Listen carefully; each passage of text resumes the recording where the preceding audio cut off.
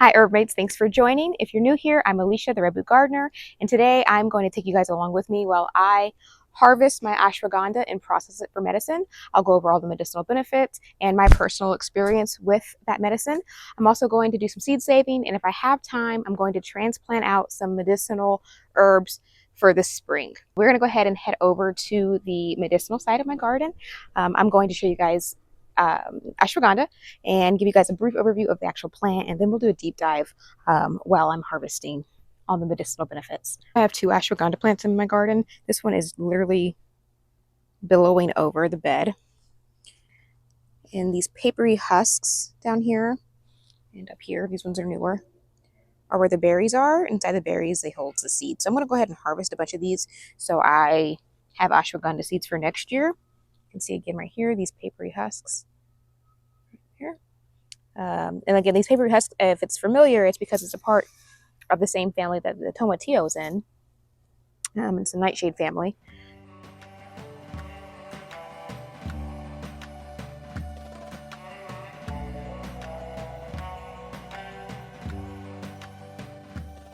Okay, so those are those. I'm going to fathom that these ones actually aren't ripe yet. Like the papery husks haven't opened it. Yeah, they're either green. They're not ready. The green ones aren't ready. Their seeds are immature. I think the ones that look really old and dried up are the ones that are best for saving seeds. So those are the ones I'm going to come through and grab. And I don't need them, each one of these pods is going to have a whole bunch of seeds, so I don't need a ton, but I want enough to where I don't have to buy seeds next year. And then these ones that are super dry back here, I don't know about those. Yeah, they're like dust. Let's see. Oh, you know what? The seeds might have actually literally dissolved the actual berry. I don't know. I might save a couple of those just to try. I'm sure there's someone on the internet who actually has an answer, who knows what they're doing. I'm going to do a little bit of both. And then whatever germinates, germinates.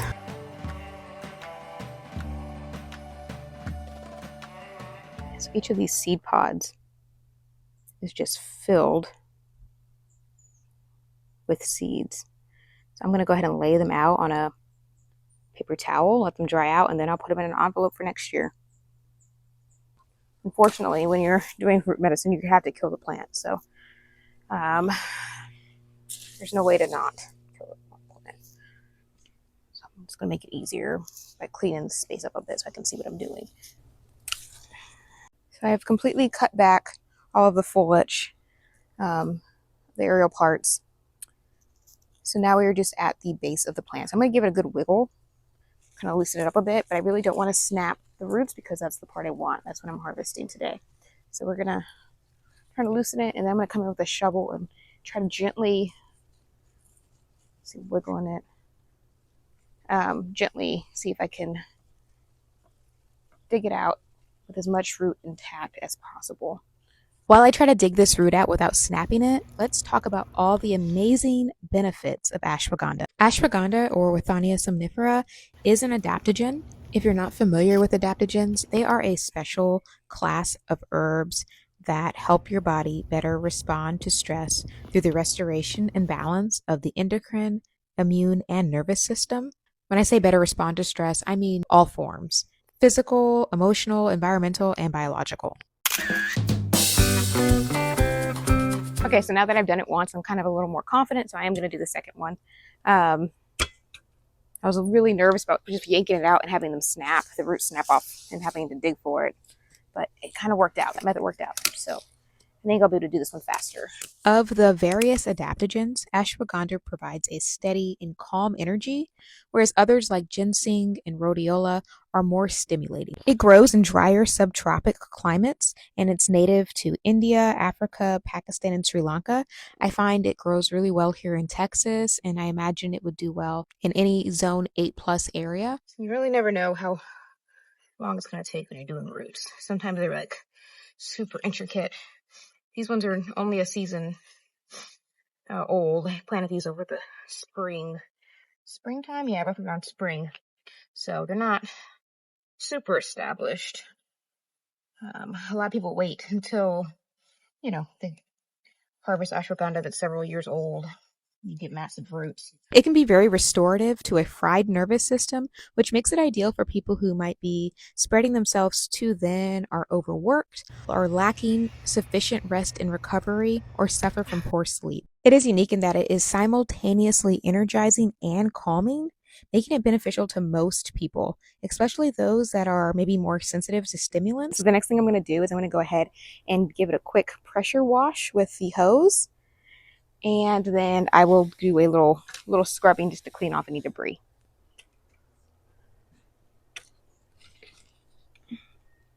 So that alone got it pretty clean.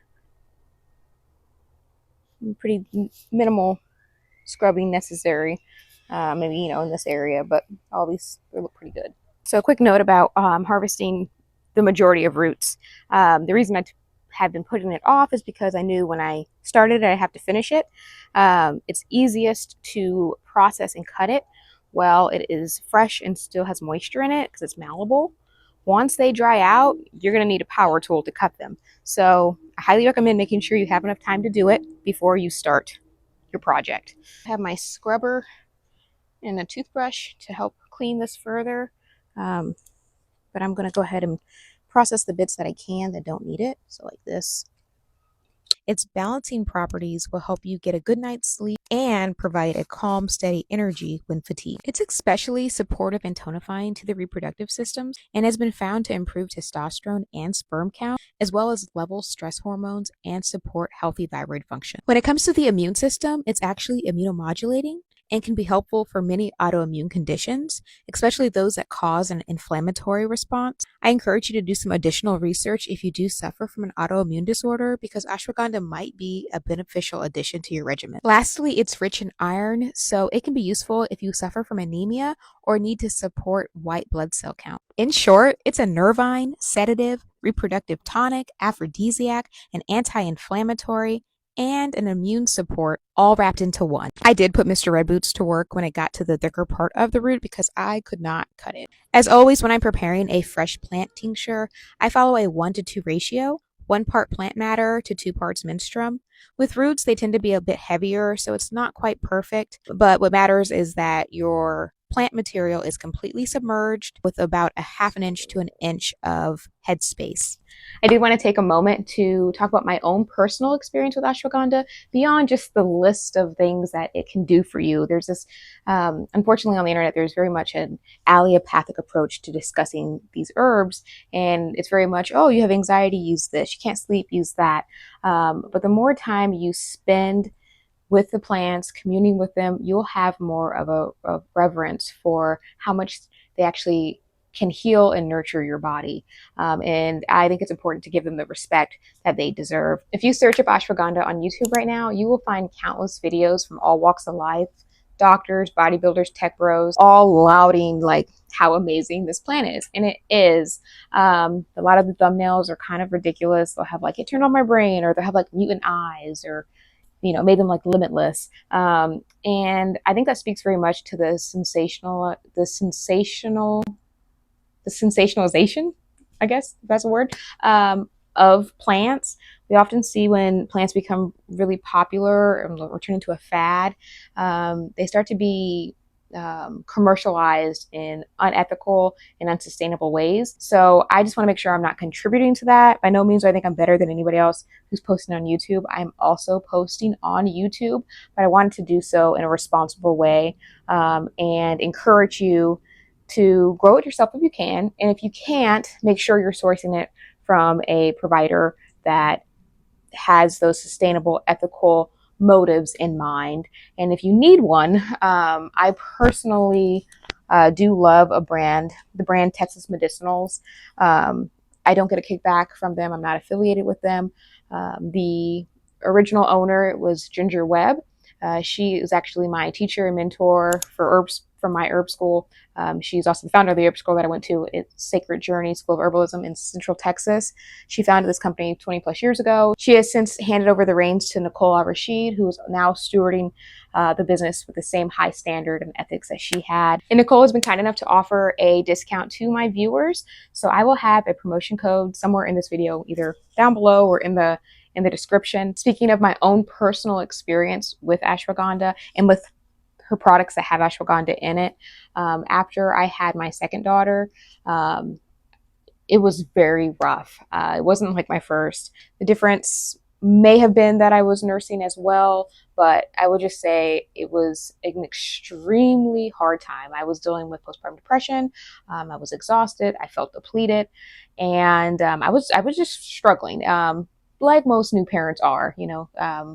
Having a baby, newborn in the house is hard universally. so I'll throw that out there. But I was definitely very, very challenged, very exhausted. So I did start using some of Texas Medicinal's products. Me and my partner actually both started using these postpartum. We both had a very profound experience with it. So that's why I wanted to share that. I will say, beyond all of the list of all the things it can do for you, it was something more. It was almost spiritual. It very much lifted me. I was so exhausted and I was very depressed. And I was still exhausted. I'm not going to pretend like I was no longer tired, but it lifted my spirit. And I felt a little less exhausted. I don't know how to put it into words. I really don't. It's an experience you have to have for yourself. Likewise, Mr. Red Boots actually had a similar experience in that, 2 years prior, he had a very traumatic experience and he hadn't quite been the same since.